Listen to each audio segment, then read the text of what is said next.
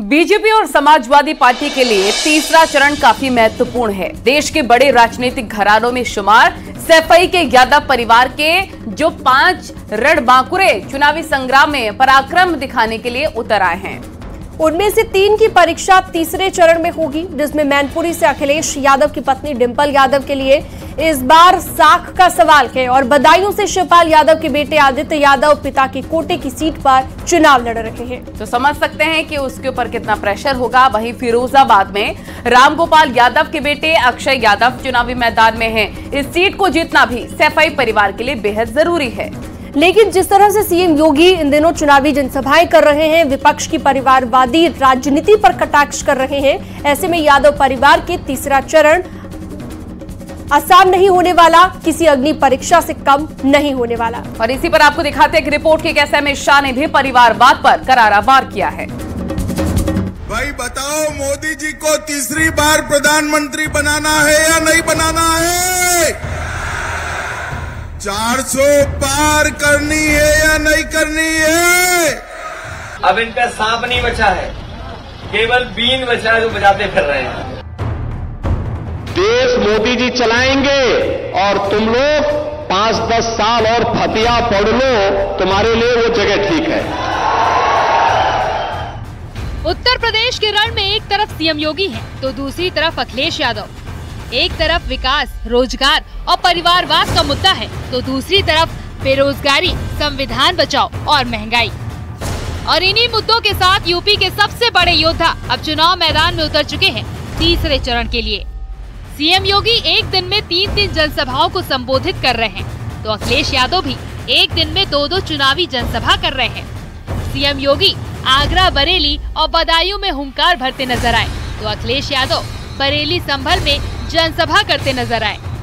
और इन चुनावी जनसभा के दौरान चुनावी मंच से वार पलटवार भी खूब हुए। सपा, बसपा, कांग्रेस की सरकार में तुष्टीकरण की नीति, घातक नीति के कारण हुए दंगे, निर्दोष लोगों की मौतें और व्यापारियों को हुए नुकसान का दोषी कौन? भ्रष्टाचार की भीषण समस्या के कारण भारत का विकास जो बाधित हुआ, इसका दोषी कौन? पलायन और बेरोजगारी की समस्या के कारण 2014 के पहले जिन नौजवानों ने पलायन किया था, उनके जीवन के साथ खिलवाड़ हुआ था, इसका दोषी कौन है? ये बीजेपी के लोगों को हवा का रुख नहीं पता था, इसलिए 400 पार कह रहे थे। जब उन्होंने जनता की भावना देखी, सुनी, समझी कि जनता 400 पार नहीं, इस बार जनता 400 सीटें हराने जा रही है, भारतीय जनता पार्टी अपना नारा भूल गए।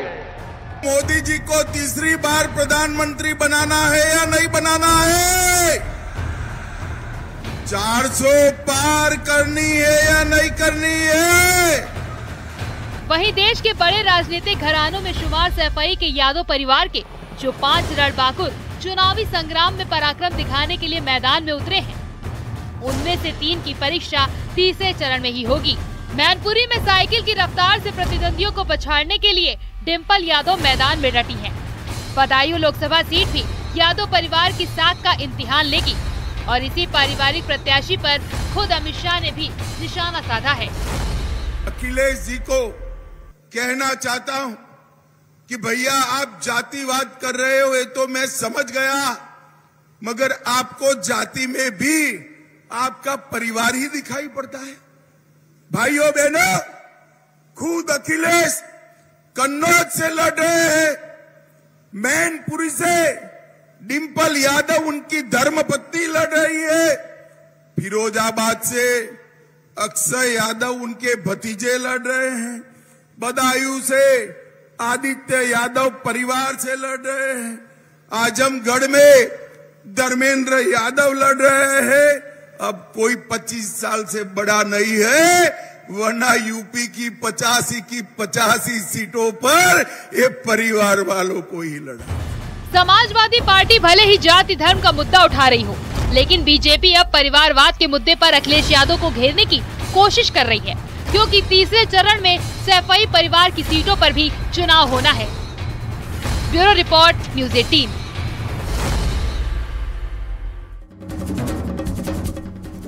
और अब बात उस लोकसभा सीट की जिसकी इन दिनों काफी चर्चा हो रही है, क्योंकि यूपी की अमेठी और रायबरेली सीट पर टिकट को लेकर कांग्रेस अभी तक असमंजस में है। लेकिन अगर बात स्मृति ईरानी की करें तो स्मृति ईरानी अयोध्या में रामलला के दर्शन से चुनावी शंखनाद कर चुकी हैं और इसके साथ ही समाजवादी पार्टी के विधायक राकेश प्रताप का भी उन्हें समर्थन मिल चुका है। लेकिन सबसे बड़ा सवाल ये है कि क्या अमेठी में फिर खेल होने वाला है? इस खेल को समझने के लिए ये समझना जरूरी है कि आखिर अमेठी में कब किसकी जीत हुई। तो आपको चलिए बता देते हैं कि 1980 में संजय गांधी को जीत मिली थी, फिर 1984 से 1991 तक राजीव गांधी अमेठी सीट से जीते थे। फिर गांधी परिवार से 1999 में सोनिया गांधी को जीत मिली और 2004 से 2014 तक राहुल गांधी लगातार 3 बार जीते। लेकिन 2019 में राहुल गांधी हार गए और स्मृति ईरानी की बम्पर जीत हो गई। लेकिन इस बार इस सीट पर मुकाबला और दिलचस्प होने वाला है और इंतजार कांग्रेस के प्रत्याशी का है। और चलिए इसी को लेकर पूरी रिपोर्ट आपको दिखाते हैं।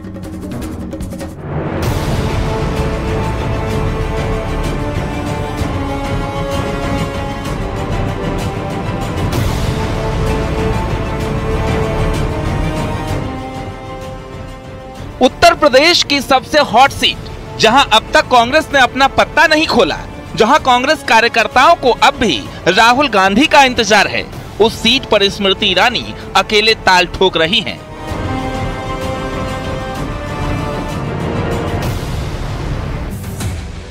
और अब तो समाजवादी पार्टी के विधायक ने भी स्मृति ईरानी की राम भक्ति पर उन्हें समर्थन दे दिया है। स्मृति ईरानी के समर्थन में आए एसपी विधायक राकेश प्रताप ने दिया समर्थन। सपा की ओर से किया समर्थन का वादा। रामलला पर टिप्पणी से नाराज हैं राकेश। और यही वजह है कि अमेठी की गौरीगंज विधानसभा सीट से सपा विधायक राकेश प्रताप ने अब स्मृति ईरानी को खुला समर्थन दे दिया है।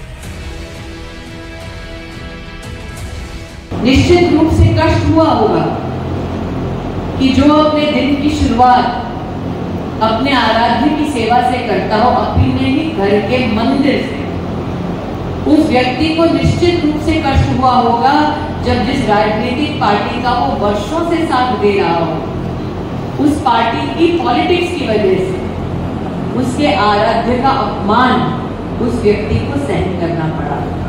कि मैं राजनीति समाजवादी पार्टी का करता हूं, मैं विधायक समाजवादी पार्टी का हूं, लेकिन मैं उन व्यक्तियों का सम्मान कैसे कर सकता हूं और उन व्यक्तियों के बगल में कैसे रह सकता हूं जिनके द्वारा रामायण की प्रतियां चलाई जा रही हो, जिनके द्वारा पूज्य तुलसीदास को गाली दी जा रही हो, जिनके द्वारा हिंदू धर्म को धोखा कहा जा रहा हो, सनातन धर्म को ढोंग कहा जाता हो, उसके साथ में कैसे बैठ सकता हूं, उसके साथ में कैसे राजनीति को अपने आगे बढ़ा सकता हूं।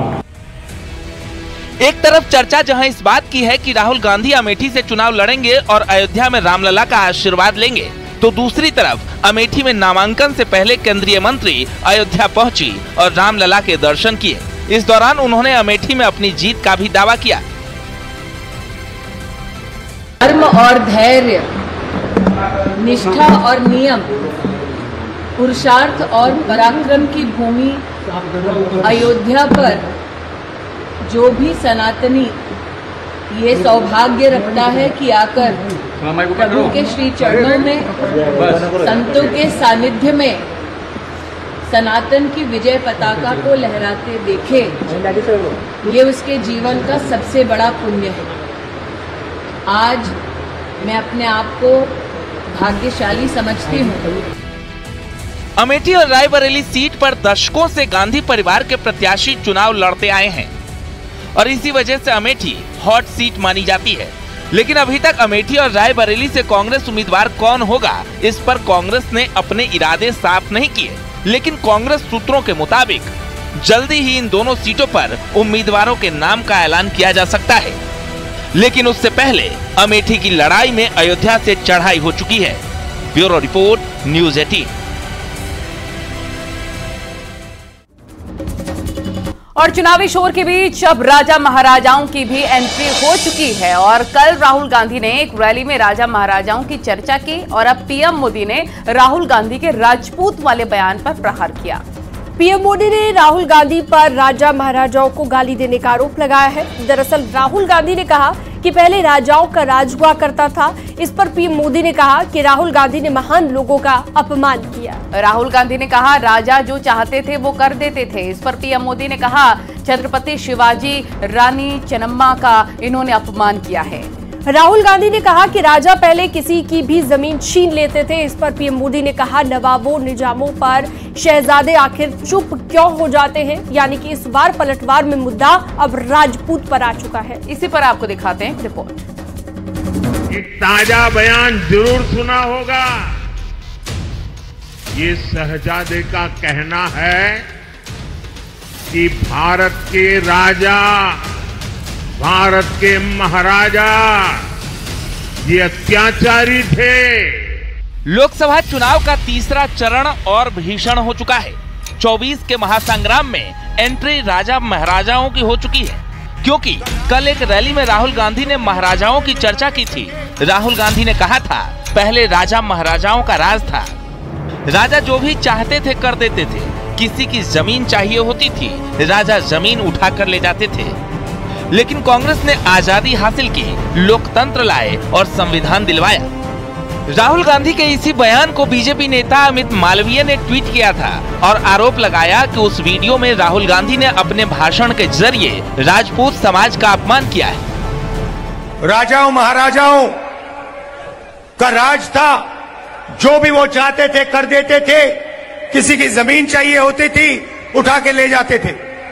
कांग्रेस पार्टी और हमारे कार्यकर्ताओं ने देश की जनता के साथ मिलकर आजादी प्राप्त की, लोकतंत्र लाए और संविधान देश को दिलवाया। यानी प्रचार के शोर के बीच राजा महाराजाओं की भी एंट्री हो गई है। राहुल गांधी के राजा महाराजाओं वाले बयान पर अब पीएम मोदी ने प्रहार किया है। पीएम मोदी ने राहुल गांधी पर राजा महाराजाओं को गाली देने का आरोप लगाया और औरंगजेब की सोच रखने वालों से हाथ मिलाने का आरोप लगाया। ये शहजादे का कहना है कि भारत के राजा, भारत के महाराजा ये अत्याचारी थे। ये गरीबों की जमीन छीन लेते थे, जब मर्जी पड़े तब उनका सब हड़प कर लेते थे। कांग्रेस के शाहजादे ने छत्रपति शिवाजी महाराज, कित्तूर की रानी चेन्नम्मा जैसे महान व्यक्तित्व का अपमान किया है। बोलती बंद हो जाती है और राजा महाराजाओं को गालियां दे रहे हो, उनको अपमानित करते हो। कांग्रेस को औरंगजेब के अत्याचार याद नहीं आते, जिसने हमारे सैकड़ों मंदिरों को तोड़ा, अपवित्र किया। कांग्रेस तो औरंगजेब का गुणगान करने वाली पार्टियों के साथ खुशी से गठबंधन करती है। तो वहीं इस मुद्दे पर बीजेपी के तमाम नेताओं ने मोर्चा संभाल लिया। यहां तक कि पहली बार चुनाव लड़ रही कंगना रनौत ने राहुल गांधी और अखिलेश यादव को शहजादा कहते हुए निशाना साधा। एक दिल्ली में है शहजादे, बहुत बड़े माता पिता की संतान, और फिर हम देखते हैं उत्तर प्रदेश में भी एक और बिगड़े हुए शहजादे, और हमारे हिमाचल में भी एक ऐसे शहजादे हमें देखने को मिलते हैं जो कि कभी अपने महलों से उतर के देखें तो पता चलेगा कि गरीबी क्या होती है और गरीब की क्या मजबूरियां होती हैं। मतलब साफ है, पहले चरण में विकास और रोजगार के मुद्दे पर छिड़ी सियासी लड़ाई दूसरे चरण तक हिंदू मुसलमान पर आ गई, और अब जब तीसरे चरण के लिए प्रचार प्रसार शुरू हुआ तो हिंदू मुसलमान का मुद्दा राजा महाराजाओं पर शिफ्ट हो चुका है, जिसमें एक तरफ बीजेपी है तो दूसरी तरफ सियासी शहजादे। Bureau report, news 18।